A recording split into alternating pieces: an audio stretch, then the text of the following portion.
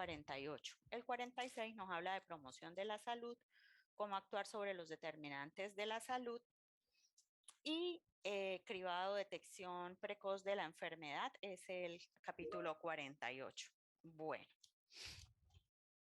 ¿qué tenemos ahora? ¿Qué tenemos ahora? Vamos a admitir a estos chicos. Un segundo.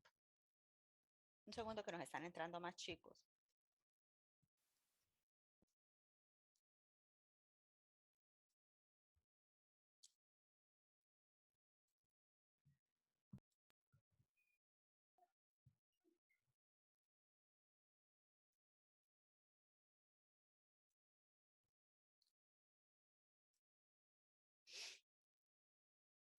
Un segundo.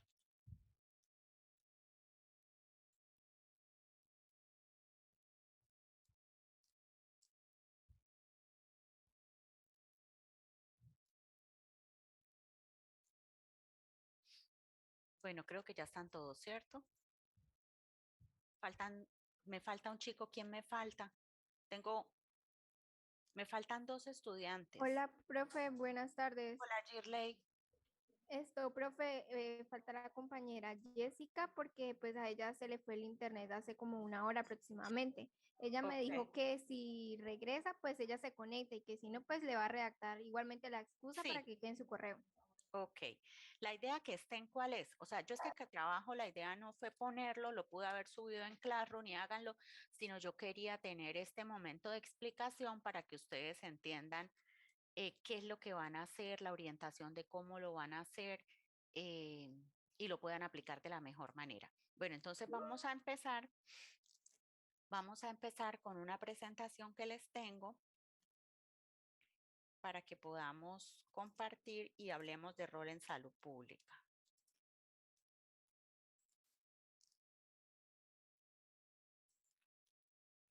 Me dicen por favor si lo están viendo.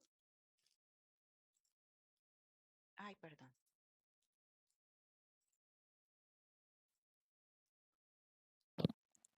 Cuando lo estén viendo completo me avisan. Ya, profe. Ya, profe. Bueno, nosotros habíamos hablado de todo esto ya, ¿no?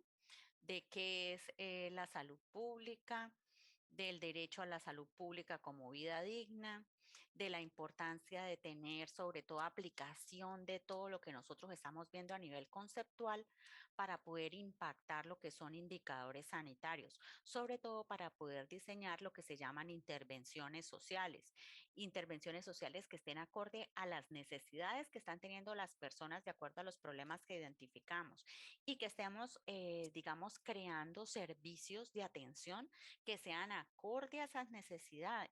Porque fíjense que si nosotros hacemos de una manera adecuada estos dos primeros postulados, pues terminamos impactando, mejorando condiciones y calidad de vida de la población, que es lo que en última nos va a permitir ese cambio de esos indicadores negativos que podamos tener.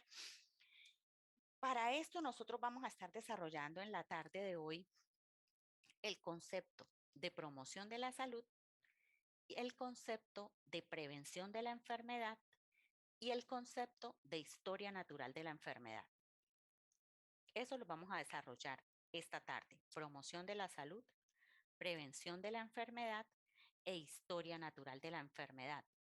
Claro que para poder desarrollar esos necesitábamos entender y comprender qué eran los determinantes sociales de la salud, porque es trabajando sobre estos que nosotros hacemos las estrategias de promoción de la salud principalmente y que comprendemos cómo yo al propiciarle a las personas mejores condiciones para que ellos crezcan, se desarrollen y tengan un entorno saludable, pues no van a tener una serie de patologías.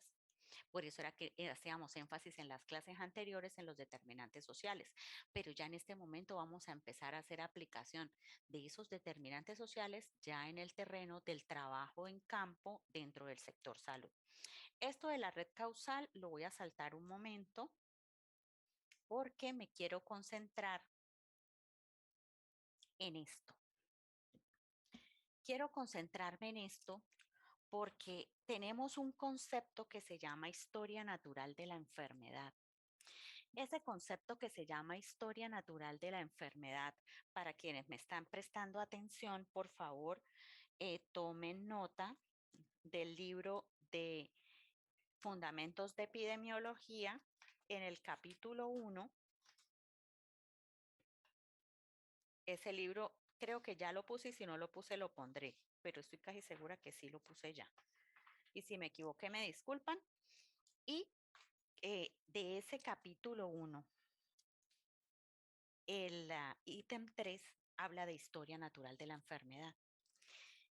Y esa historia natural de la enfermedad es todo aquello que sucede cuando están todas las condiciones para que una patología se desarrolle y siga su curso sin ningún tipo de intervención. Generalmente cuando nosotros vemos ya las manifestaciones clínicas o incluso las secuelas de una enfermedad, que es lo que es la punta del iceberg, ha pasado un periodo considerable a través del cual esa patología, ese evento, esa enfermedad se desarrolló. Esto que yo termino viendo acá como un problema de enfermedad, como un problema, por ejemplo, de un daño renal, como un infarto agudo de miocardio, incluso como un efecto de violencia, tuvo una génesis que tuvo un largo periodo de tiempo recorrido. Por eso cuando nosotros hablamos en la historia natural de la enfermedad, empezamos a entender que lo principal cuando estamos estudiando la patología es entender cómo puedo yo identificar acá los primeros cambios, incluso antes de los primeros cambios. ¿Cuáles son las condiciones que ya conocemos me van a generar ese tipo de patología? Fíjense que en las que veíamos anteriores y en los documentos que leímos, ya no nos centrábamos tanto en el estudio de las causas como tal de mortalidad, sino en aquellas acciones como tabaquismo y otras que ya sabemos que nos generan las patologías. Es esa identificación de ese tipo de ambientes y ese reconocimiento de lo que la medicina en la evidencia y sobre todo en todo lo que son los modelos de salud pública de tipo de medicina social nos vienen diciendo. Si usted tiene unas comunidades que tenga, por ejemplo, algunas necesidades básicas insatisfechas, tiene la probabilidad de desarrollar X cantidad de patologías. Entonces, cuando yo entiendo que si yo tengo unos individuos con unos determinantes sociales de la salud afectados, que están generándome condición de riesgo y de vulneración en esa comunidad, yo voy a tener un desarrollo de esa patología o de otras que esas mismas causas propicien también su génesis. Y vamos a tener acá un periodo de latencia, un periodo subclínico, donde ya habrán manifestaciones y cambios, y un periodo ya florido en el que la patología se va a manifestar. Lo que busca hoy en día la medicina es que yo pues trate al que ya me llegó de forma tardía porque igual yo tengo que darle una respuesta. Pero el foco lo que busca es que los profesionales de la salud y en especial el profesional de medicina y el profesional de enfermería tengan desarrollado de forma fuerte la clara acción y desarrollo de competencias que hagan que ellos tengan un componente muy fuerte en prevención primaria, en donde ellos entiendan que las exposiciones a determinadas situaciones, condiciones, factores de riesgo, determinantes sociales de salud que llevan a vulneración, van a generar patologías, porque es que nosotros estamos acostumbrados por la forma del modelo biomédico que imperó por tanto tiempo, es a tratar casi que al paciente en la fase clínica. Esto es lo que históricamente nosotros estamos acostumbrados a hacer, a que nos llega el paciente, identificamos a través del análisis y la interpretación de signos y síntomas, hacemos diagnósticos diferenciales, establecemos y confirmamos un diagnóstico y listo. Y esto estuvo bien por mucho tiempo, pero la Federación Médica Mundial y todos los que son las academias científicas que agremian a nivel mundial nuestro quehacer, nos piden que tengamos competencias desarrolladas en este aspecto, en donde tengamos la capacidad de identificar cuáles son las condiciones que me generan ausencia o disminución bastante considerable para que una enfermedad se presente. ¿Cómo cuando empiezan los primeros factores de la enfermedad, yo empiezo a establecer, ah, tengo que empezar a mirar entonces si este paciente ya va a empezar en una etapa prepatogénica? Y en esa etapa prepatogénica, que está antes que se manifiesten de forma subclínica la patología y que empiece a desarrollar, yo puedo saber, listo, esta exposición me está generando ya una prepatogenia. Y cómo cuando ya empieza a aparecer la enfermedad, pero no se ha desarrollado, es decir, me empiezan a aparecer los primeros cambios. Para colocar un ejemplo, en la fase de exposición, por ejemplo, tengo población pobre, vulnerable, con alto consumo de carbohidratos, ingesta de grasas, sedentarismo. Historia también de antecedentes familiares, por ejemplo, en diabetes mellitus. Y yo empiezo a mirar en la fase subclínica si hago una hemoglobina glicosilada, que la hemoglobina glicosilada me está marcando ya una prediabetes, pero fíjese que la glicemia en ayunas todavía está normal. Pero ya hay otra prueba que me está diciendo, ojo, aquí ya empiezan a haber cambios, que aunque usted haya la glicemia en ayunas le esté saliendo normal y la tolerancia, la curva de tolerancia a la glucosa le esté saliendo normal, la hemoglobina glicosilada le está diciendo pilas porque ese paciente en un tiempo, si no se hace una intervención, porque ya está teniendo unos rangos que lo pueden calificar como prediabetes, ese paciente va a terminar en ese tipo de patología si yo no hago un tipo de intervención. Entonces, fíjese que es importante el conocimiento de esos momentos en los que la enfermedad va avanzando, va cambiando, para que yo tenga acciones efectivas que lo contrarresten.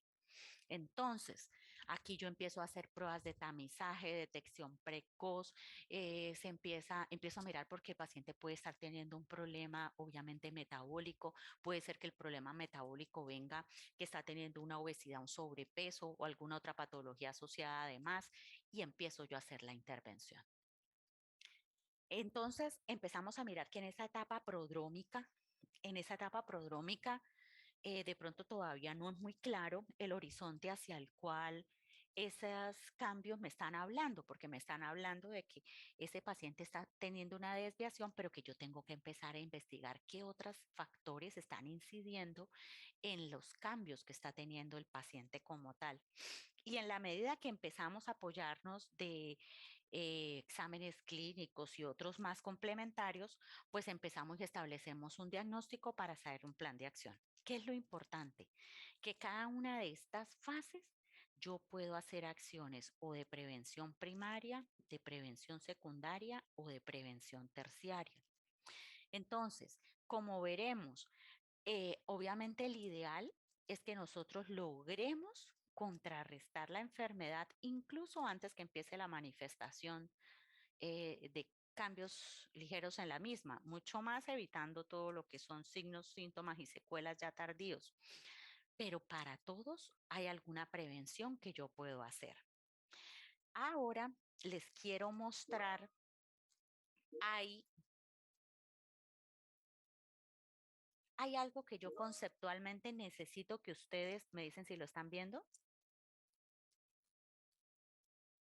¿Lo están viendo? Sí, profe. Sí, señora. Pero a ver si lo puedo poner un poquito más grande. Mm, Ay, qué locura esto. Qué pena con ustedes, pero yo no sé qué nos hicieron en la facultad con ese enlace que nos mandaron que no nos deja desconectar. Bueno, uno tiende a confundir conceptos de promoción de la salud con prevención de la enfermedad. La gente generalmente habla de pay, pay, pay, pay, pay, pay para todos. Es lo mismo lo uno que lo otro y no es lo mismo. Este cuadro, ¿por qué me gusta? Porque es un cuadro que conceptualmente les va a ayudar a entender los objetivos que tiene cada una de ellas, a quienes se dirige de una forma muy resumida y concreta. Lo primero que nosotros vamos a mirar es que la promoción de la salud, y no se les puede olvidar, es toda aquella que permite que se puedan generar las mejores condiciones de desarrollo de vida de la población. Por lo tanto, la promoción de la salud siempre es colectiva. Ojo, colectiva. Mientras que en la prevención de la enfermedad, nosotros ya tomamos a esa persona de forma más individual o a esos grupos poblacionales y ahí nosotros estamos digamos, identificando ya factores muy concretos, entrando a estudiar a esa persona de forma muy específica para que se pueda empezar a intervenir los factores de riesgo que identifiquemos. Entonces, vamos a ver cómo cuando hagamos promoción de la salud vamos a tener que tener un enfoque totalmente intersectorial, porque lo que nosotros veíamos en las clases anteriores, nosotros como sector salud tenemos competencias desde nuestro sector, pero otros tienen que aportar al cambio de los entornos para que estos sean favorables a las comunidades. En la prevención de la enfermedad, sí vamos a estar haciendo un trabajo que es más específico, concreto del sector salud. ¿Hasta ahí estamos, Sí, profe. hijos? Bueno, entonces vamos a empezar a mirar los primeros objetivos. Fíjense que cuando miramos qué objetivos tiene la promoción de la salud, son facilitos. Desarrollar condiciones favorables para la vida, actuar sobre los determinantes sociales de la salud y siempre se enfoca en una dinámica positiva para incrementar la salud. Profe, qué pena, yo tengo una duda. Claro, Profe, el sistema sanitario neoliberal, como se maneja en Estados Unidos, ¿ese está implementado a o sea, ¿cuál de estas dos variantes? O sea, ¿va a, más nin- hacia la prevención de la enfermedad o la promoción de la salud? a ninguna de las anteriores, va al bolsillo que cada quien pueda pagar. Porque esto, por ejemplo, estos enfoques que se tienen de promoción y prevención, se buscan que el mismo Estado los provea. ¿Qué pasó en Estados Unidos? Allá cuando estuvo Obama, él creó el Obamacare como una forma de que las personas que no tenían capacidad de pago pudieran acceder, ¿ya? Pero fíjense que se desmontó cuando estuvo Donald Trump. Entonces, ellos realmente no han regulado de una forma total el sistema, de forma tal que muchas de las personas que no Perdón, profe. tienen, ¿sí? O sea, el Obamacare es el mismo modelo del Sistema Nacional de Salud. No, el Obamacare fue una política que él tuvo en su momento de gobierno para darle cobertura, pero ellos como país no han hecho la tarea de tener una ley estatutaria como lo tenemos, por ejemplo, en Colombia, que es independientemente de los diferentes gobiernos que hemos tenido a lo largo de los últimos 20 años, pues se ha mantenido, digamos, una forma de cobertura y protección total al asegurado, ya fuera a través de régimen subsidiado o contributivo. Y fíjense cómo cuando se saca ya la ley 1438 y demás, adoptamos para Colombia el modelo de atención primaria en salud que busca integrar todo esto. ¿Ya? En Colombia, cualquier asegurado, sea de régimen contributivo o subsidiado, viene recibiendo todo lo de prevención de la enfermedad a través de la EPS o antiguas ARS, hoy entidades administradoras de planes de beneficio, y todo lo de promoción de la salud a través de los planes decenales de salud pública que se han diseñado desde el ministerio. ¿Ya? Sí, profe. Ok, Esteban. Importante porque sí, el modelo que cada país tenga hará que esto sea de más fácil implementación o de más difícil implementación. Si yo tengo un sistema que se base solo en el aseguramiento y en la capacidad de pago del afiliado, pues de pronto no tengo un sistema que sea equitativo y que sea solidario con toda la población. Iría más a países ricos, por ejemplo. Sí, incluso hay países donde incluso son costosísimos los servicios. No sé si ustedes hayan leído de casos de pacientes que desgraciadamente adquirieron COVID y se salvaron, pero perdieron sus viviendas. O en Estados Unidos tienen otro problema y es que el seguro médico tienen coberturas limitadas, no son integrales.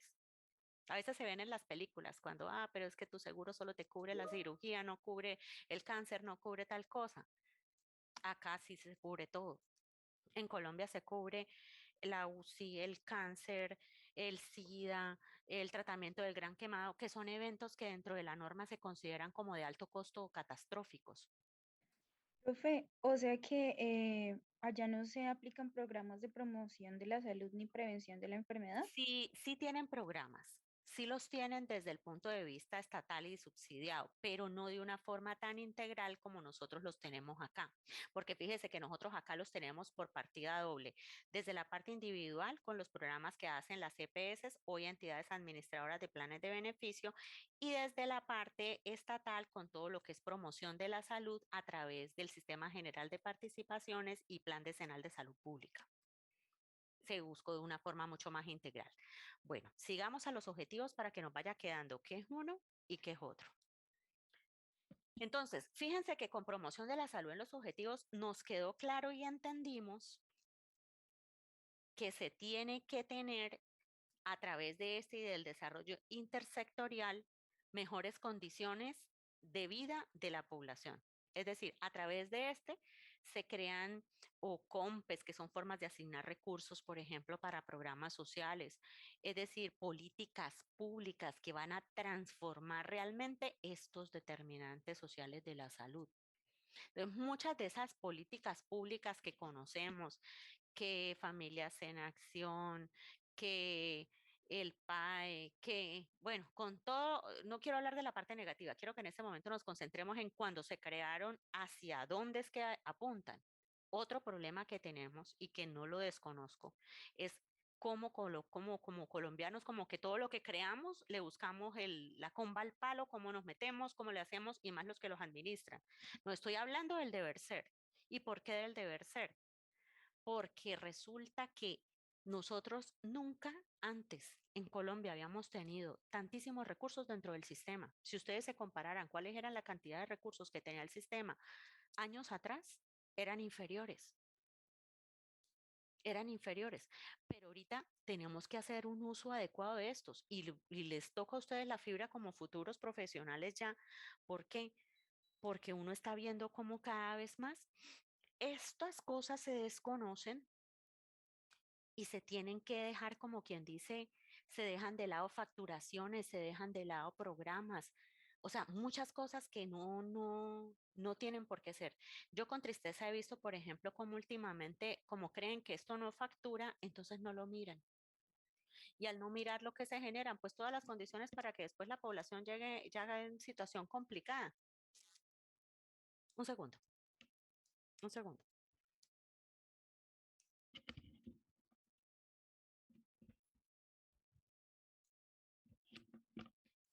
Aló, qué pena.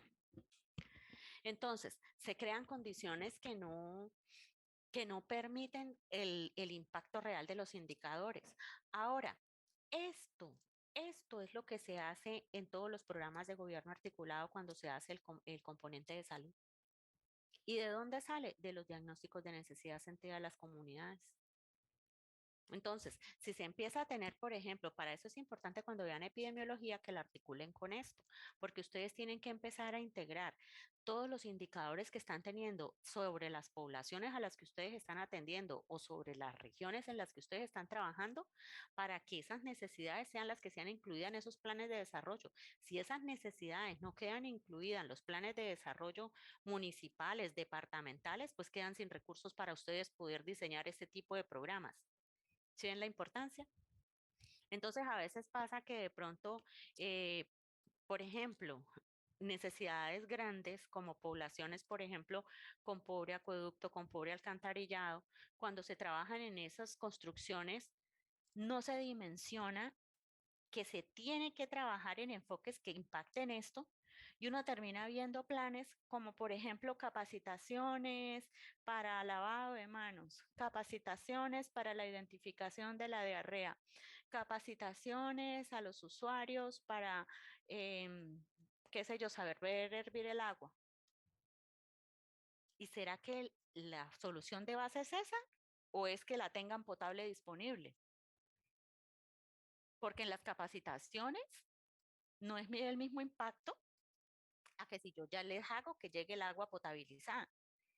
Y las capacitaciones pueden ser para que yo contrate a X, Y o Z y vaya y haga cualquier charla y diga, listo, ya las cumplí. Y el indicador de impacto real, ¿dónde se queda? El indicador de impacto real está en el momento en que yo suministre agua potable. ¿Sí me entienden la diferencia? ¿O nos perdimos? Profe, ¿será que me puede repetir esa Profe, parte de un momento? Claro.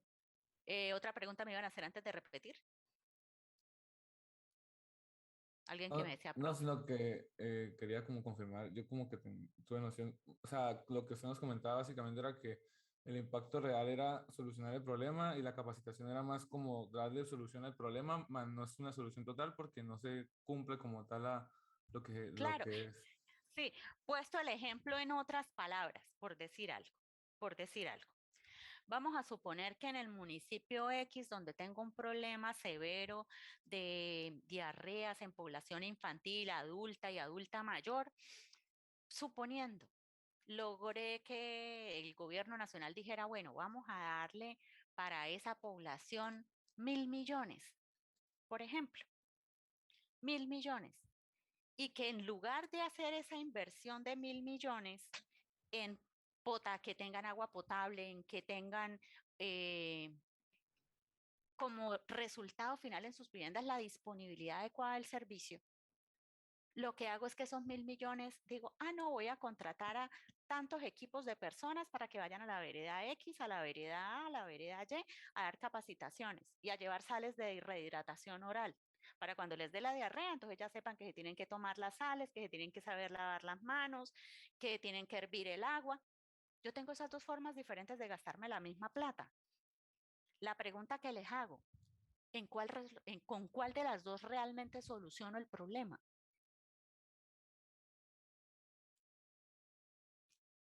Con prevención, ¿no, profe? Sí, fíjese que aquí sería de promoción ya porque es cambiar el entorno, ¿no? Haciendo promoción de la salud, dotándolos de un acueducto que les esté dando un suministro continuo de agua potable. ¿Sí? ¿Sí o no? Sí, profe. Sí, profe. Están haciendo el análisis y es la misma plata, solamente que hay diferentes formas de gastarla. Entonces, esta forma de poder establecer estrategias de salud, lo que nos lleva es a eso, a que aprendamos a desarrollar en la mente, en la cabeza, entendiendo el concepto de historia natural de la enfermedad, entendiendo ese concepto, que es lo primero que van a mirar en el momento en que hagan el taller, cómo yo transformo esos entornos para que no se desarrolle una determinada patología, cómo deben ser los entornos en los que viva la gente para que no sea posible que se desarrolle esa patología o evento. Es decir, que yo tenga tan claros cuáles son los factores protectores que haga que no se desarrolle la enfermedad nunca. Ese es el ideal. Ahora, en la prevención de la enfermedad, ¿yo qué voy a encontrar? Como les decía, esta ya es más de nuestro sector como tal, como tal de nuestro sector salud. Esta es intersectorial, porque aquí necesitamos que todos los sectores o digamos actores de la sociedad representaban las diferentes secretarías de desarrollo, representaban todos los actores sociales, alcaldes y demás, gobernadores, se metan la mano al bolsillo y se la pongan en el pecho y se esté haciendo una mejor reorientación de recursos. Eso es lo que busca, por eso es el concepto y el enfoque sobre determinantes sociales en la salud. Pero fíjese que con esta les creamos las mejores condiciones para que ellos se crezcan y se desarrollen como tal. Pero a la par que vamos creando esto a través de la promoción de la salud, en la prevención de la enfermedad, ¿qué vamos haciendo? Vamos aquí tomando a cada individuo de forma individualizada, me perdonan la redundancia, y vamos identificando en ellos los factores de riesgo que estamos viendo que aún persiste de pronto de manera individual, las patologías asociadas que de pronto puedan estar empeorándome la situación en esa persona. Empiezo yo acá a darle protección a través del acceso a los programas que existen de prevención de la enfermedad como tal, que son los programas de PIP, que le meten ahí la P, pero esa P entiéndanme aquí la forma conceptual como se las estoy enseñando. Y vemos que aquí entonces, por ejemplo, si venía un niño de estas condiciones, yo aquí empiezo a mirar en esa protección de riesgos específicos a través, por ejemplo, del programa de control de crecimiento y desarrollo, también llamado detección de alteraciones del menor de 10 años, se está desarrollando de forma adecuada. El niño en su talla, en su peso, me está mostrando que está dentro del desarrollo normal de la curva para lo esperado según su edad, o está teniendo alguna desviación hacia la desnutrición o hacia el sobrepeso. ¿Ya? Entonces aquí yo hago intervenciones. Si es por carencia nutricional que me muestra que está quedando en desnutrición, es decir, más bajo de la curva, pues yo tengo que meterlo en programas de recuperación nutricional. Pero si al contrario, la normalidad no está y el niño se encuentra en sobrepeso o ya es un niño obeso, yo debo llevarlo nuevamente a la normalidad porque él empieza aquí a marcar riesgo cardiovascular de forma muy temprana. Igualmente a ese mismo niño, yo entonces le hago, por ejemplo, mediciones de agudeza visual, que es otro programa a los que él tiene acceso derecho y está pago y está dentro de su plan de beneficios que le da la entidad administradora de plan de beneficios a la que se encuentre asegurado. Entonces yo miro su agudeza visual. ¿Está bien? ¿Necesita lentes? Y se los formulan. Miro su salud oral, sus dientes. ¿Están sanos? ¿Están cariados? Si están cariados, esos niños tienen que tener su tratamiento, tienen que tener educación en la higiene, tengo que hacer algunas medidas profilácticas también en ese momento, el odontólogo los hace porque ellos también trabajan de la mano con nosotros en estos paquetes y hace la intervención. Si el niño, por el contrario, todavía tiene una salud oral adecuada porque ha tenido cuidado en casa, igual se le aplican sellantes, se le aplica flúor para que sus piezas dentales sigan conservadas. Entonces, fíjense que en la prevención de la enfermedad, yo ejecuto una serie de procedimientos, actividades e intervenciones a través de los cuales busco dar incluso una protección adicional a esa persona, adicional a lo que le estamos dando acá. ¿Sí lo ven? Profe, Y eso, señora. qué pena. Profe, entonces, por ejemplo, un ejemplo de un programa de prevención de la enfermedad sería el Programa Integral de la Salud del Adolescente. Y Sí, uno de promoción de la salud sería el PAE, ¿podría ser? sí, señora, Ah, bueno. totalmente, exactamente, muy bien. Y fíjese que acá en la prevención de la enfermedad siempre nos enfocamos a reducir o eliminar factores de riesgo de una o más enfermedades. Pongamos otro ejemplo para que lo entendamos. En promoción de la salud, el que, por ejemplo, tengamos programas que estén brindando una política pública, por ejemplo, para eliminar el embarazo adolescente. Acá podemos tener como política pública. Y fíjese que como es una política pública, está, por ejemplo, direccionada para que sea desarrollada en los colegios y las escuelas por parte del Ministerio de Educación, por ejemplo, que la lidere, a través de las cuales se promuevan el proyecto de vida a los estudiantes, a través de los cuales se busque como que ellos encuentren todo ese desarrollo desde la componente humano y personal que ellos quieren. Y nosotros acá los podemos estar apoyando en el programa del joven, donde estamos, por ejemplo, tratando en ellos identificación temprana, por ejemplo, de riesgos para padecer anorexia, para padecer bulimia, para caer de pronto en algún tipo de consumo de sustancias, desde alcohol, tabaco hasta psicoactivas por presiones de grupo, o para iniciar de forma temprana relaciones sexuales por presión de grupo también. Puedo también empezar a mirar acá toma de citologías cervicouterinas, por ejemplo, para aquellas niñas que ya iniciaron actividad sexual. Pero fíjese que aquí hay un componente más grande donde está ICBF, donde está Ministerio de Educación, donde está la misma Fiscalía en la prevención, por ejemplo, de abuso sexual, en una política macro que busca que esos jóvenes estén lo más cuidados posibles por toda la sociedad para que puedan crecer y desarrollarse. Y nosotros desde aquí damos otro apoyo que nos corresponde desde el sector salud. ¿Un poquito lo entendieron? ¿Se los coloco con otra patología? Bueno, profe. Bueno, entonces hagámoslo con otra patología. se va a sacar una ley, la ley, por ejemplo, de el rotulado de todo lo que tiene que ver con productos que se venden altos en sodio, azúcares y grasa. ¿Ok? Eso es una política de promoción de la salud, en la que nosotros estamos teniendo políticas que ayudan a la gente a identificar que no todos los alimentos, o sea, que no todo lo que está para comer es alimento, que lo aprendimos incluso con la película. ¿Ok? Entonces, fíjense que aquí se puede hacer un trabajo también a través del cual se le ayuda a la gente a que tenga una mayor conceptualización de qué es una em, dieta sana, cuáles son los alimentos que son saludables, cómo influyen las bebidas azucaradas y todos los alimentos procesados en lo que es el cuerpo humano, cómo enlentecen el metabolismo, cómo me empiezan a generar daños, aumentando glicemias y aumentando concentraciones de lípidos, incluso a nivel intravascular, el impacto que tiene también la actividad física en la adecuada salud, eh, los daños que genera el tabaquismo, todo esto que son, digamos, estilos de vida saludables, yo los puedo hacer acá desde un componente de educación para la salud. Incluso ya eso se hace en unas leyes que hicieron modificar hasta incluso la publicidad en las cajetillas de cigarrillo.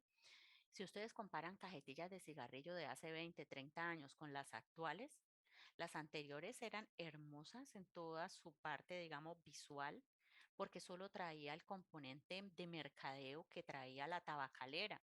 Pero gracias a que se han creado leyes y ustedes cogen una cajetilla de cigarrillo actual, ustedes ven que en ella misma aparece que es perjudicial para la salud y trae incluso imágenes, porque la norma dice incluso que tienen que tener mensajes alusivos al daño que generan para que la población tenga conciencia. También hay normas que dice que no deben ser vendidos a menores de edad, lo mismo que el alcohol y demás. Y en la Perdón, prevención, sí, señor, ese ejemplo que se me acaba de dar de sirve que ahora para no, varias patologías incluso. sí, pero ese ejemplo de las cajetillas y de las imágenes de fumar mata, eso sería prevención de la enfermedad, No, esto es promoción porque es una política promoción. pública. Todo lo Ah, que sea una norma, todo lo que sea una norma, que sea de cumplimiento, eso ya es una política pública como tal. Ahora, fíjese que en la prevención de la enfermedad, aquí ya empezamos a hacer también identificación, también hacemos, aquí es a nivel colectivo, porque fíjese que eso va para todos. Aquí ya tomamos a la persona de manera individual y empezamos a identificar en ella qué riesgos tiene ya. Entonces empezamos a hacer, por ejemplo, mediciones de índice de masa corporal. Y si esas mediciones de índice de masa corporal me muestran que está en sobrepeso, que está en obesidad, o grado 1, 2, 3, ya empezamos a tener intervenciones ahí también. ¿Ya? Aquí, ¿qué nos va a marcar esa diferencia que tú me estás preguntando? Este ítem, ¿a quién se dirigen las acciones? Cuando nosotros tratamos y tenemos la duda, ¿eso que yo estoy analizando es de acá o es de acá? Yo me dirijo acá y miro a quién se dirigen las acciones. Cuando es una acción que va para la población general, como en una ley, una norma que aplica para todos, entonces yo ya sé que esta es de promoción de la salud, ¿ya? Porque es para colectivos, colectivos, mientras que acá es más para individuos. Entonces aquí encontramos, ustedes dicen que personas o grupos pueden ser maternas, pueden ser infantes, pero no colectivos tan grandes como comunidades enteras y poblaciones. Y personas, individuos a los que yo estoy teniendo en mi consulta para hacer un proceso de valoración e identificación de aquellos factores de riesgo que les pueden estar presentes o potenciales que le pueden estar generando complicaciones y muertes. Esto es lo que te va a ayudar a hacer esa diferencia. ¿Listo? Profe, Sí, Alger. tengo una pregunta. O sea, Claro. no sé si bueno, yo lo veo un poquito así, pero, o sea, la promoción en salud, la prevención primaria en salud no podría ser también promoción. Sí, señor. Por, ¿sí? Sí, señor. Porque son muy Sí, parecidas. sí, señor. Eso ya lo iba yo a explicar acá en los componentes, porque todos los componentes que son de prevención primaria son los mismos que yo encuentro acá. Ah, es que ahí yo tenía como el enredo porque no les encontré, o sea, me parecen muy similares. Sí, sí, sí, sí. Lo que pasa es que acá los meten en este paquete para que no olvidemos que los tres digamos, se complementan los unos con los otros. Pero lo que yo tenga acá como diseño de medicina, la evidencia de prevención primaria, lo puedo encontrar acá también. Listo, profe. ¿Cuál es la diferencia? Que esa prevención primaria, cuando yo la encuentro acá, usted la encuentra redactada para una persona, mientras que cuando la encuentra acá, está redactada para colectivos. Esa es la diferencia, Alger. Listo, profe. Ok. Bueno, entonces, fíjense que acá el concepto de salud que se tiene es un concepto de salud en donde la salud es entendida como el derecho, como un derecho humano. Y por ser entendida como un derecho humano y que es indispensable para el desarrollo social y económico, es que se generan toda esa serie de políticas y de condiciones para que las personas puedan hacer efectivo el derecho. Acá nosotros vamos haciendo el estudio del proceso de salud-enfermedad con énfasis en causalidad, que es el análisis que hacemos. Para efectos del trabajo que van a hacer, el concepto de prevención primaria lo tendremos desde los colectivos, ¿no? Bueno, en cuanto a los componentes, nosotros acá vamos a tener componentes, ojo, construcción de política pública saludable. Entonces, en el tema, por ejemplo, que yo esté mirando, por decir, vamos a mirar cáncer de pulmón. En cáncer de pulmón, en promoción de la salud que ha establecido mi país, hay normas antitabaco. Nos hemos adherido al documento Manpower, que es un documento que está de guía para los estados, en donde se regule, eh, digamos, se contrarreste de forma total la exposición Profe, al humo, porque, ojo, antecitos de que te dé la palabra, hoy en día la tolerancia es cero, la tolerancia al tabaco es cero. En el pasado se permitían existieran espacios para fumadores y para no fumadores.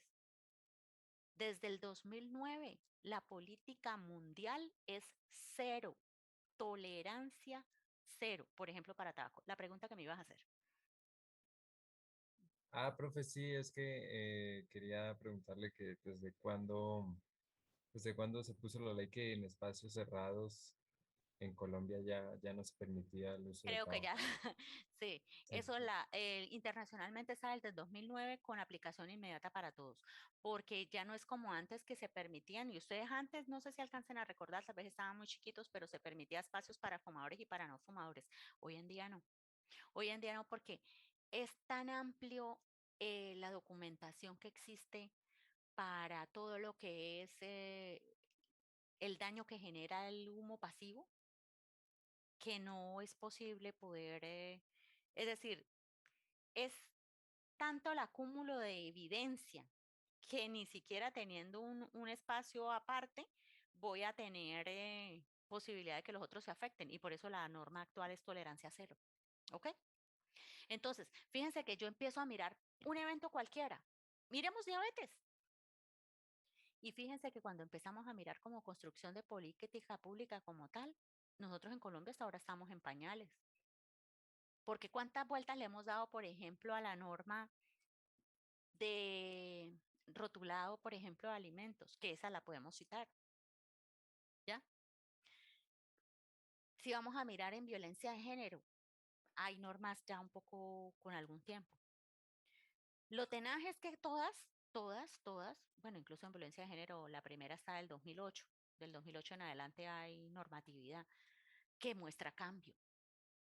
Porque es que esas normas, esa creación de normas sobre cualquier evento específico que afecta a una comunidad, eh, le da los dientes para que se den las transformaciones. En el ejemplo, por ejemplo, de violencia de género. En violencia de género, antes del año 2000, casi que a la mujer la podían matar en un momento de intensa ira y dolor, por celos, por lo que fuera, y no, el Código Penal, digamos, no lo penalizaba como tal. Eso empezó a cambiar a raíz de la información que se empieza a documentar desde que la misma OMS por solicitud de muchos movimientos de feministas de la década de los 80 y muchas grandes que empezaron a evidenciar que la principal causa de muerte en la mujer a nivel de muchos países era su condición de mujer y su condición en salud sexual y reproductiva. Y ellos empiezan a documentar en diferentes partes y efectivamente esas son las principales causas de enfermedad y muerte en la mujer cuando está en su edad reproductiva o incluso siendo niña. Entonces, se empieza a ver que aquí hay un problema, o sea, hay un problema de abuso sexual, hay un problema de embarazo precoz, hay un problema de complicaciones asociadas al embarazo cuando este se da en edades adolescentes. Una niña que se embarace antes de los 16 años tiene 6 veces más probabilidad de hacer una hipertensión inducida por el embarazo que una mujer en otra edad. Y se empiezan a generar todos esos indicadores. Entonces, cuando el problema se empieza a cuantificar y a mirar, es imposible que un país no haga nada para generar políticas para aquello. El problema que yo les hablo ahorita, por ejemplo, de violencia de género, se visibilizó tan grande, de pronto algunos chicos aquí recuerden cuando hablábamos del Cairo y de Beijing. ¿Lo recuerdan? Que eso es la conferencia mundial en la década de los 90 hacia el final que dispara todo lo que son los derechos sexuales y reproductivos y empieza a establecer mejores condiciones para vivir y desarrollarse para las mujeres a nivel mundial. Y es por eso que muchos países empiezan a adoptarlas y a hacer cambios normativos internos para que se generen realmente esas condiciones y ellas tengan mejores condiciones de desarrollo. Por eso hay mucha política de apoyo hacia la mujer. Lo primero, empezar a penalizar el feminicidio. Importantísimo que en Colombia, por ejemplo, se incluyó todo lo que es la violencia intrafamiliar y la violencia de género dentro de los eventos de notificación obligatoria en salud pública. Entonces, el hecho de empezar a medir y a cuantificar el problema empieza a mostrarnos qué tan grande está, en donde tenemos mayores problemas, y empieza a articular eso con los cambios normativos para que las penas aumenten.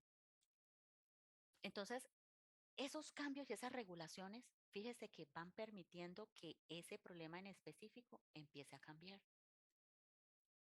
Ahora, acá tendremos otro tipo de prevenciones para esos casos, entonces nosotros estaremos muy pendientes a la búsqueda activa de casos cuando acudan a nosotros, por ejemplo, también a estar atentos a apoyar a los equipos, porque es que muchos de los equipos que se construyen acá para crear entornos saludables necesitan que nosotros lleguemos a ayudarles desde el sector salud a aplicar políticas de entornos saludables. También llegarán desde el sector educación a trabajar en esto, desde otros sectores a trabajar en lo mismo. Por eso es que a veces ustedes lo ven y ven esta prevención primaria acá y la ven acá.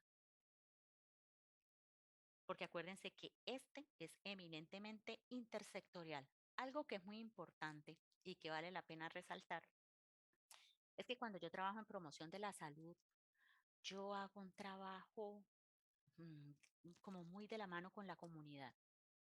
Estoy mano a mano con la comunidad, estoy también empoderándolos.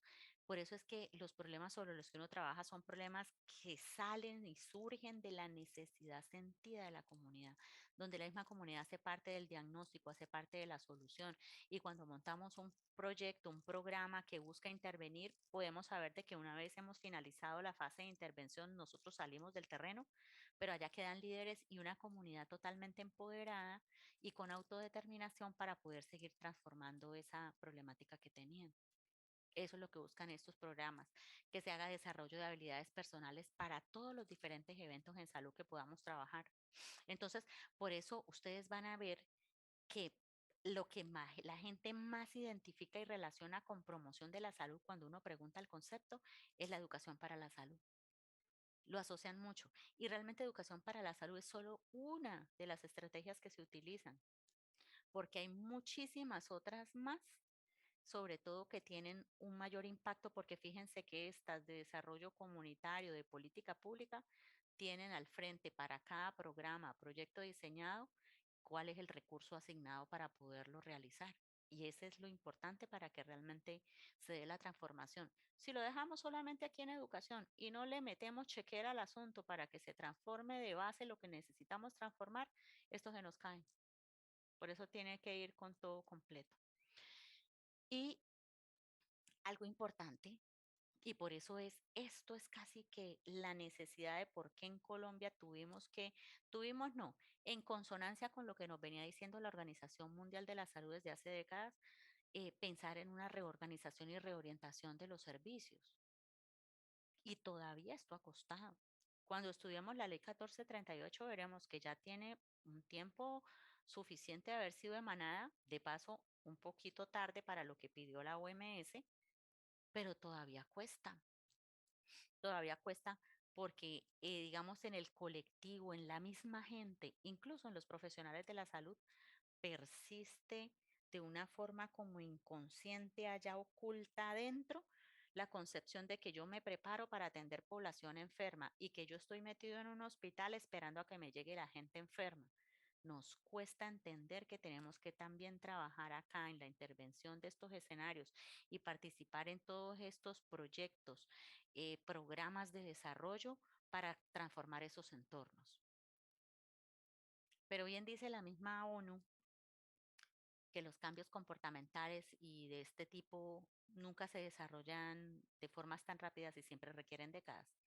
Y en parte porque las generaciones que se están formando actualmente hasta ahora están empezando a trabajar en su parte laboral y los otros están como ustedes en proceso de formación. Entonces, por eso es que es importante que tengan todo lo que es el componente como tal. Fíjense que cuando yo hago acá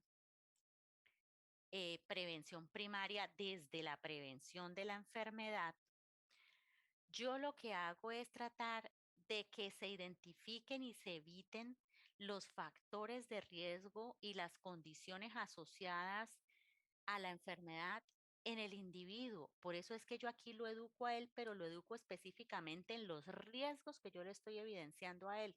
En la prevención primaria, como yo la puedo ver acá, es colectiva, mejoramiento con construcción de políticas públicas y entornos saludables para toda la comunidad. Yo aquí la enfoco a nivel individual, donde yo tomo la persona y la identifico. Por eso incluso se reorientó y a veces uno lo ve todavía. Yo cuando veo eso yo me hago cruces porque cuando veo chicos haciendo charlas en salas de espera de cualquier servicio médico, yo digo, ay Dios mío, eso era lo que se hacía hace 30, 40 años. Hoy en día la educación para la salud, cuando nosotros la damos desde el sector salud, lo hacemos es aquí, en el momento con el paciente. Les doy un ejemplo. Estamos en un centro de salud y en ese momento estamos haciendo controles del adulto mayor. Y en nuestra sala de espera se encuentran pues personas que van a acudir a nuestra consulta programadas, obviamente todas adultas mayores. Y en ese momento llegan estudiantes de X carrera, llámese medicina, llámese enfermería, a dar una charla general para ellos. Y los chicos prepararon muy bien su charla y van a dar una charla de sífilis, gonorrea y VIH. ¿Será que en ese momento, y no porque no tengan sexualidad, porque la siguen teniendo, pero cuando yo aquí hablo de educación para la salud, lo que se busca, y eso está desde el año 2000, desde la resolución 412 del año 2000, que ya está derogada y complementada por otras más, digamos, robustas, pero para darles una idea, desde el año 2000 se viene diciendo que la educación se hace a nivel individual en el momento del contacto con el paciente a través de la consulta, programas de control y enfocada en los riesgos que se le están identificando. La pregunta es, ¿el paciente le prestará la misma atención a la charla que yo les estoy diciendo? O si ese paciente entra a mi consulta y yo veo la historia clínica, la revisión de los exámenes, el examen físico que se hizo y yo me doy cuenta que ese paciente va para una hipertensión y una diabetes y yo lo educo exactamente en lo que él ve que está teniendo a través del examen que yo le estoy haciendo, él se da cuenta que él necesita, por su necesidad, por la patología que en ese momento se le está identificando, presta más atención y le es más útil esta que yo le estoy dando de manera individualizada sobre sus propios riesgos. ¿Me comprenden el concepto? Sí, profe. Sí, profe. Ok, entonces, por eso, cuando yo empiezo a trabajar acá en estas estrategias, las dirijo específicamente al individuo que yo estoy valorando, a la gestante que yo estoy valorando, por ejemplo, en donde les empiezo, de acuerdo a los riesgos que le veo, a generarle todos aquellos factores protectores de los que yo más le pueda dotar para evitar que vaya a tener la patología o enfermedad. Estas dos prevenciones, secundarias y terciarias, son muy específicas de nuestro sector, muy específicas. ¿Por qué? Porque yo en la prevención secundaria generalmente hago tamizajes, hago cribados, hago una serie, digamos, de procedimientos a través de los cuales yo procuro identificar si ese paciente está teniendo cambios. Coloquemos el ejemplo. Yo puedo estar, por ejemplo, teniendo una paciente a la que yo quiera eh, identificar, por ejemplo, si la paciente está teniendo alguna alteración de su mucosa cervicouterina producto de su actividad sexual iniciada tempranamente. Y eso lo puedo hacer a través de una citología. Por eso, en muchos de los programas de PIP de las instituciones de salud hay tantos tamizajes. Entonces vemos tamizajes para poder hacer identificación de qué pacientes deben pasar a colposcopia biopsia, porque la citología de por sí no es diagnóstica. Una citología cervicouterina, ¿qué es lo que me dice? Del total de mujeres a las que se les hizo la citología, cuáles son, muestran cambios sugestivos que requieren análisis más profundos, que en este caso es la colposcopia biopsia, para confirmar un diagnóstico de cáncer cervicouterino. Y muchas mujeres piensan que con la citología ya es todo. Y a veces lo peor, se la toman y ni siquiera van a reclamarla.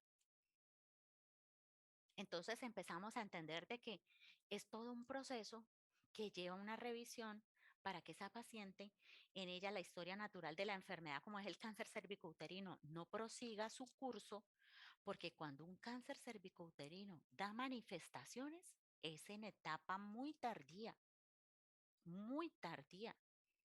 Generalmente hay secreciones y olores muy fétidos, pero ahí ya estamos ante una situación de incluso hasta de metástasis a otros órganos, con una probabilidad de que esa persona, que esa mujer no se recupere, incluso haciéndole los últimos tratamientos en quimioterapia, radioterapia. Y la idea es que teniendo algo tan simple como una educación que le pudimos dar de la importancia de ojalá no tener múltiples compañeros sexuales, el uso de condón, porque es muchísimo lo que protege. El hecho de que uno tenga, por ejemplo, una enfermedad de transmisión sexual, ya hace que la misma mucosa sea muchísimo, o sea, se vuelve como más, espere, les digo la palabra, más susceptible, pierde como su fuerza y es más fácil invadida, más fácilmente invadida por otro tipo de infecciones como el VIH, por ejemplo, el virus de la inmunodeficiencia. Entonces, si en esa prevención primaria no pude atajar de que tuviera unas conductas sexuales responsables con uso de condón, con controles, me queda hacer prevención secundaria, que es entonces venga y le tomo las citologías y, y a través de las citologías anuales identificar en qué momento se están dando los cambios. Y en últimos, no la pude atajar acá, identifiqué el cáncer ojalá en la etapa más temprana posible, ojalá en la más temprana y en ese momento pues hacer todas las, digamos, procedimientos e intervenciones relativos a la resolución de la patología, llámese conización, histerectomía, quimioterapia, radioterapia y demás. Vimos el concepto con una enfermedad, ¿cierto? Chicos, ¿se me durmieron? Sí, profe. Ok, gracias. Entonces, aquí vemos que se usan métodos, los métodos, pues más o menos es lo que yo les explicaba. Siempre tiene que haber un componente educativo muy fuerte. A veces como médicos se queda solamente como en el espectro de que mi conducta es diagnóstica, es de remisión, de solicitud de paraclínicos y se les olvida la cuarta, la educativa. El acto médico le va a generar esas cuatro, le debe generar esas cuatro conductas como mínimo. Bueno, con este cuadrito hicimos como esa revisión así grandecita. Ahora, el trabajo que ustedes van a hacer en parejas, que incluso lo pueden empezar a hacer desde ya, va a contemplar, em, va a contemplar una serie, digamos, de preguntas a través de las cuales ustedes van a hacer aplicación de estos conceptos. Habrán algunas patologías en donde es más fácil identificar lo de colectivos que otras. En ese caso, recomiendo, para que el trabajo les quede muy bien, referenciar lo siguiente. Busquen si la patología que a ustedes les tocó está dentro de los eventos de notificación obligatoria cuyos protocolos aparecen en la página www.ins.gov.co. Esa es la página del Instituto Nacional de Salud. Si su tema es de medicina interna, por ejemplo, busque la Harrison. Si su tema es de salud mental, busque qué dice la política de salud mental a nivel nacional y textos de psiquiatría. O sea, ustedes ya son médicos en formación. Ustedes ya tienen que empezar a buscar en textos académicos de medicina. Se va a pedir, me gusta que hagan mínimo 8 búsquedas de literatura y que sea reciente dentro de los últimos 5 años, si es entre los últimos 2 mejor, pero entre los últimos 5 como mínimo, para que ustedes no tengan una única fuente de consulta y una única mirada, sino que tengan 8 y las deben citar. A cada grupo yo le asigné una patología o evento. ¿Cuál es la idea? Entonces, denme un segundito para abrir algo que tengo acá.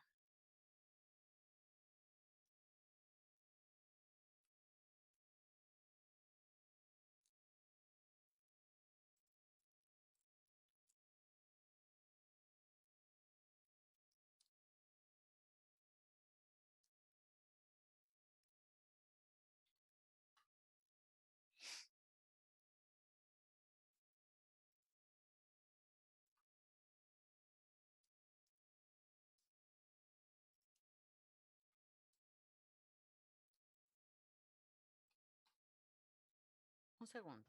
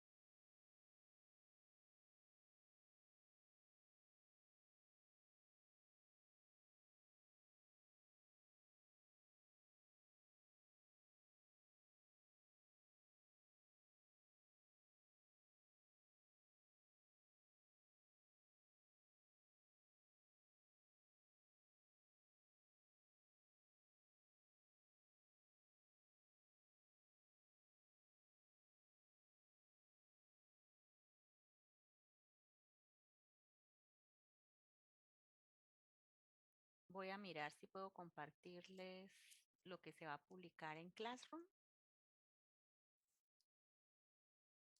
Entonces, ¿lo pueden ver? Sí, señora. Sí, profe. Bueno, ustedes van a encontrar que hay un punto A y un punto B. El punto B tiene unos subítems, pero fíjense que el punto A, que es algo que me importa mucho que revisen, es documentarse en qué es la historia natural de la enfermedad y cómo se explica desde la medicina, para que vayan construyendo ese concepto primero. ¿Listo? Y van a tener ahora en el punto B que realizar descripción detallada y explicación de cada uno de los determinantes sociales de la salud que se constituyen en factores de riesgo para el evento. Entonces, van a tener que empezar para el evento que se dieron, identificar qué determinantes sociales de la salud se constituyen en factores de riesgo. Luego van a hacer una descripción de la enfermedad o el evento aplicándole cada una de las fases de la historia natural de la enfermedad. Y luego van a hablar de qué acciones de prevención primaria, secundaria y terciaria son recomendadas según la medicina basada en la evidencia. Y descripciones de acciones y funciones de salud pública que puedan ayudar a contrarrestar el evento para mantenerlo controlado. Aquí yo les quiero hacer un énfasis, porque aquí se están contemplando, perdón, qué acciones desde la promoción de la salud y las funciones esenciales de salud pública. ¿Ok? ¿Así está más clarito? Sí, señora. Sí, Fíjese profe. que casi que en los Sí, profe. anteriores cogemos lo de prevención, ¿cierto? Y en este abordamos y revisamos desde la promoción de la salud yo qué puedo hacer y cómo algunas de las funciones esenciales de salud pública me pueden ayudar a revisar cómo va a ayudar a controlar y a vigilar este evento. Y es una manera como empezamos a articular los conceptos pasados traídos y aplicados acá. Las instrucciones están dadas de que la fecha de entrega es para el lunes 20 a las 8 de la mañana. Ojo, en la mañana. Que debe incluir referencias bibliográficas de material consultado, mínimo 8 referencias actualizadas, no mayor a 5 años. Que debe desarrollar el tema o evento que le ha sido asignado. Que cada miembro de la pareja debe erradicar el trabajo en Classroom para el control de la presentación del tiempo que lo hizo, es decir, que cada quien lo presentó para que quede de una vez, no quede el hueco en Classroom, sino que quedó lo de todos. Y aquí se pueden identificar ustedes en qué tema les tocó. Esto se va a subir a Classroom ahorita apenas yo termine el momento de contacto. ¿Tienen alguna inquietud o duda hasta el momento? Profe, o sea que ambos subimos el trabajo, ¿sí? Sí, señora, ambos lo suben. Ambos lo suben. Vale, gracias. Profe, o sea Señora, que el primer punto sería explicar la historia natural, bueno, no me de la acuerdo cómo se llama, enfermedad, de la historia, enfermedad. sí. Podríamos, profe, qué pena, podríamos basarnos en cómo usted nos los explicó al inicio de la clase, o sea, de una manera general y luego ya lo aplicaríamos en el punto B.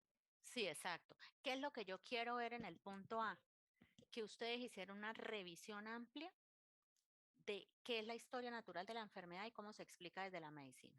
O sea, que lo indagaron, que lo tienen en la cabecita, que no se van a quedar solamente con lo que yo les dije de las hojitas, las 3 hojitas que trae el libro de Fundamentos de Epidemiología de Coleman en el primer capítulo, no, que van a ir más allá. ¿Ok? Porque es importante que ustedes entiendan esto para el momento en que desarrollen las acciones de prevención primaria, secundaria y terciaria. ¿Ok? Si esto no lo tienen comprendido, les cuesta entender el siguiente punto. Y eso es lo que no quiero que les pase. Otra pregunta. Manita arriba para todos los que entendieron, por favor, me la colocan para yo verla en las pantallas. Más manitas arriba. ¿Quiénes entendieron? El que no coloque la manita no entendió. Profe, ¿cómo me pone la mano? Pero yo tampoco sé. Yo estaba igual. Curso rápido, curso rápido. También estaba buscando. Curso rápido para, ya todos están con No, pero ya manita. lo entendí, profe. Ok. Bueno, veo que ya todos están. Profe, yo tengo una preguntita. De pronto, Claro. no sé, en el desarrollo de los 8 días del trabajo, si a uno le surge alguna duda, para comunicarle, ¿su merced le respondería Sí, o no? claro. ¿Qué Vale. si no puedo hacer? O sea, ¿qué no voy a hacer? Que me digan, profe, hice esto, ¿está bien o está mal? No. Tienen que hacer una pregunta específica. Podemos, por ejemplo, ponernos de contacto. Y apostas esta semana la tengo toda programada con los de electiva hasta el viernes.